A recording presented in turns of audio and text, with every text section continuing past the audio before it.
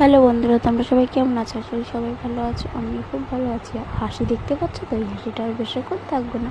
আমি না কখনো ভাবিনি যে আমার সঙ্গে আবার দ্বিতীয়বার এরকম কিছু একটা ঘটবে।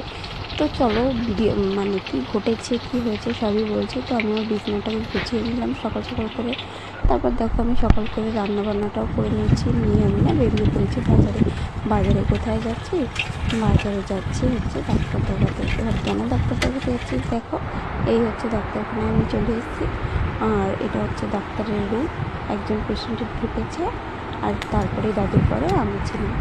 তো তারপর যাই হোক, আমি খানিকক্ষণ বসে থাকার পর ঢুকে গেলাম ডাক্তারের চেম্বারে।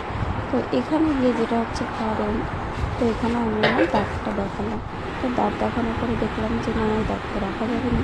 তো দেখো আমার গালে তখন আমাকে ইঞ্জেকশন করে দিয়েছে, দাঁতে মাড়িটা অবাস হয়ে থাকে। তো এই অবাস করার পরে আমার দাঁতটা তুলে দেবে। তো ফাইনালি দেখো আমার দাঁতটা উঠেছে। আর দেখেছো তো না আমার দাঁতটা কতটা বড়। আর জানো তো ভীষণই ব্যথা লেগেছিলো, খুব কষ্ট হয়েছিলো দেখো। আর তো মুখের রক্ত পড়া তো কমছিলই না। বাড়িতে চলে এসেছিলাম পরে, তারপরে পাশের বাড়ি থেকে বরফ এনে মুখের মধ্যে দিয়ে রেখে দিয়েছিলাম। আর আমার মেয়ে পাশে বসে বসে দেখছিল। তবে বলতে গেলে আমার মেয়ে না খুব ভালো, যে আমাকে একটুকুর জন্য ডিস্টার্ব করেনি। অ্যাকচুয়ালি না, মেয়ে ছোটো হলে হবে কি, মেয়ের বয়স হয়তো 10 মাস, কিন্তু মেয়ে না আমার অনেক কষ্ট হয়েছে। আমার সোনা মাটা